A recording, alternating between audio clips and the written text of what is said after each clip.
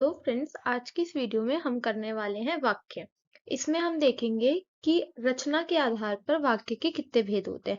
हमने इससे पहले ही अर्थ के आधार पर वाक्य के जितने भी भेद होते हैं 8 प्रकार के उनकी वीडियो डाल रखी है। अब इस वाली वीडियो में हम देखेंगे रचना के आधार पर वाक्य के कितने भेद होते हैं और कैसे हम वाक्यों का रूपांतरण करते हैं, यानी कि हम सरल वाक्य से संयुक्त वाक्य में कैसे बदलेंगे, संयुक्त से मिश्र में कैसे बदलेंगे, ये भी हम इसी वीडियो में करेंगे। इससे पहले अगर आप चैनल पे नए हैं तो प्लीज चैनल को सब्सक्राइब करें और अगर वीडियो के एंड में आपके लिए वीडियो हेल्पफुल रहे तो प्लीज वीडियो को लाइक भी जरूर करें। तो चलिए स्टार्ट करते हैं। सबसे पहले हम वाक्य का भेद देखते हैं। वाक्य के भेद दो तरीके के, पहले आएगा हमारा अर्थ के आधार पर, दूसरा आएगा हमारा रचना के आधार पर।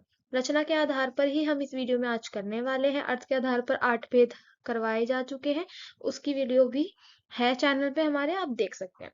इसमें देखते हैं हम पहले सरल वाक्य। रचना के आधार पे 3 तरीके के वाक्य मिलेंगे। रचना के आधार पे 3 तरीके के, पहला आएगा हमारा सरल, दूसरा आएगा हमारे संयुक्त वाक्य और तीसरा आएगा हमारा मिश्र वाक्य। अब हम एक एक को पढ़ेंगे अच्छे से कि कौन सा वाक्य में क्या होता है, हम कैसे पहचानेंगे। हम देखना वीडियो के एंड तक आप अच्छे से समझ जाएंगे कि देखते के साथ ही बता देंगे कि कौन सा वाक्य क्या है। तो चलिए देखते हैं। सबसे पहला है हमारा सरल वाक्य। देखिए कौन से वाक्य होते हैं सरल वाक्य, जिन वाक्यों में एक ही विधेय होता है, ठीक है, और एक ही क्या होती है, क्रिया होती है, उन्हें क्या कहते हैं, सरल वाक्य कहते हैं। जैसे कि देखिए इसमें क्या है, सबसे पहले मुकेश पढ़ता है। इसमें देखिए काम अगर हम देख रहे हैं, करने वाला कौन है, मुकेश, ठीक है, और काम क्या है, पढ़ना। काम भी क्या है, क्रिया भी एक है और करने वाला भी क्या है, एक है। तो ऐसे वाक्यों को हम क्या कहते हैं, सरल वाक्य कहते हैं। ऐसे वाक्यों को क्या कहेंगे हम अपना, सरल वाक्य। जैसे कि एक और एग्जांपल देखिए आप इसका, राकेश ने भोजन किया। करने वाला कौन है, राकेश, और काम क्या किया है उसने, क्रिया क्या की हुई है यहाँ पे, भोजन करना। वर्षा हो रही है, क्या हो रही है, बारिश।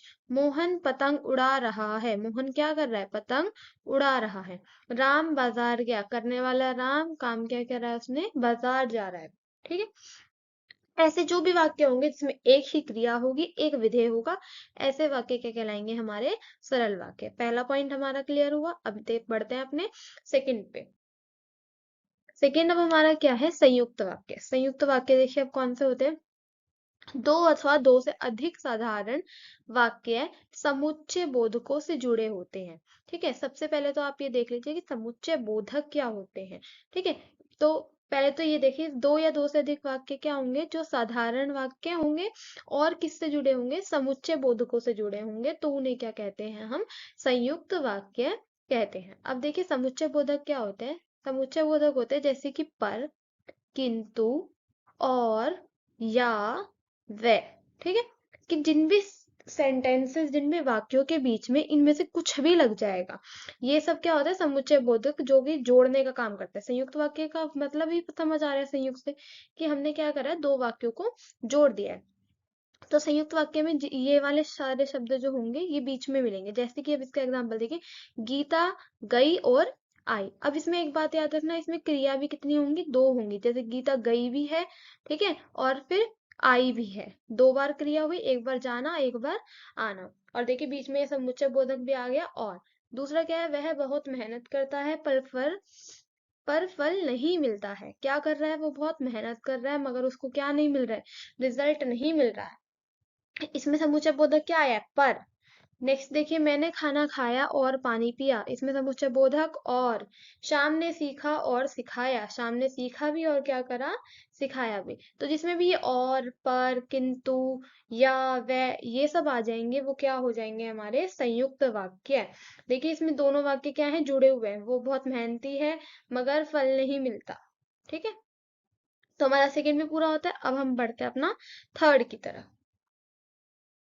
अब देखिए थर्ड क्या है हमारा, थर्ड है हमारा मिश्र वाक्य। मिश्र वाक्य क्या होते हैं, इसमें एक तो वाक्य पहला प्रधान होता है, यानी कि एक होगा हमारा मेन वाक्य, ठीक है, और दूसरा क्या होगा, दूसरा वाक्य होगा आश्रित उपवाक्य।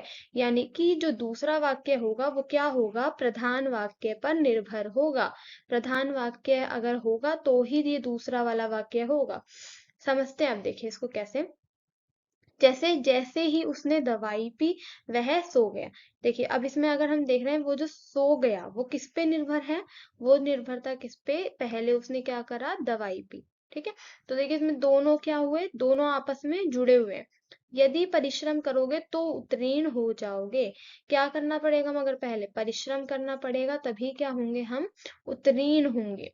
जैसे ही जैसे ही शाम हुई बिजली चली गई, यहाँ पे ये जो क है ये मिस प्रिंटिंग है, इसको काट दीजिए। जैसे ही शाम हुई बिजली चली गई, इसमें क्या हुआ है, शाम हुई और बिजली गई, दोनों क्या है, पहले वाले पे दूसरे वाला क्या है, निर्भर है। जब आंधी आई तो धूल उड़ने लगी, जब आंधी आई तो क्या हुआ, धूल उड़ने लगी। ठीक है, तो इसके साथ ही हमारा क्या हो गया है, मिश्र वाक्य भी खत्म। पहले वाले में हमने देखा सरल वाक्य जिसमें एक ही क्रिया होगी, दूसरे वाले में क्रिया दो हो जाएंगी, और जो पहला वाक्य है और जो दूसरा वाक्य है वो समुच्चय बोधकों के साथ जुड़ा होगा, और जो तीसरा वाक्य है उसमें एक प्रधान वाक्य होगा और दूसरा उस पे क्या होगा, निर्भर होगा। तो इसी के साथ हमारे क्या होता है, रचना के आधार पे पहले हमने भेद देख लिए, हमने अर्थ के आधार पे तो पिछली वीडियो में देख ही रखे हैं। अब आगे हम देखते हैं वाक्यों का रूपांतरण। देखिए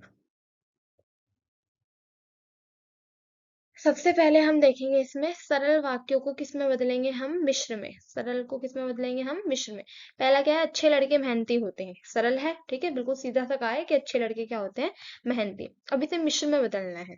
मिश्र में कैसे बदलेंगे, जो लड़के मेहनती होते हैं वे क्या होते हैं, अच्छे होते हैं। अगर हम आप इसमें देखेंगे तो पहले वाले पर दूसरा वाला जो है उपवाक्य वो निर्भर है। छतरी वाले आदमी को बुलाओ, उस आदमी को बुलाओ जिसके पास छतरी है। शाम होते ही वह चली गई, जैसे ही शाम हुई वह चली गई। देखिए शाम हुई इसीलिए वो चली गई। ठीक है, तो पहले वाले पे क्या है, हमेशा पीछे वाला जो वाक्य है वो उस पर निर्भर है। नेक्स्ट देखते हैं। तो इसी के साथ हमारी ये वीडियो यहाँ पे खत्म होती है। अगर वीडियो आपके लिए हेल्पफुल रही हो तो please do like and comment अगर आपको कुछ भी डाउट रहा हो तो। And thanks for watching.